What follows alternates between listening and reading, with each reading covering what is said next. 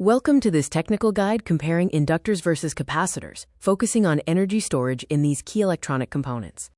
We begin with the fundamentals, exploring the core physics and construction of these reactive-passive components. The capacitor stores electrical energy in an electric field between two plates, separated by a dielectric insulator. Its key characteristic is opposing sudden changes in voltage. Conversely, the inductor stores energy in a magnetic field, generated by current flowing through a coiled wire.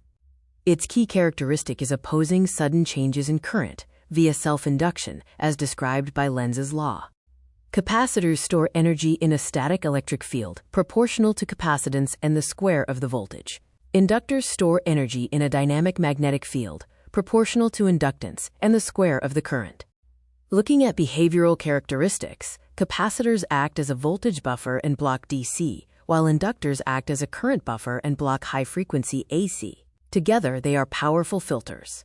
This matrix summarizes the comparison. Capacitors use the electric field and are defined by charge, voltage, and capacitance. Inductors use the magnetic field, defined by voltage, current, and inductance. In AC circuits, inductors and capacitors introduce a 90-degree phase shift. Remember the mnemonic, ELI the Iceman. Voltage leads current in an inductor, and current leads voltage in a capacitor. Analyzing frequency response curves, high frequencies cause capacitors to behave more like wires and inductors more like resistors.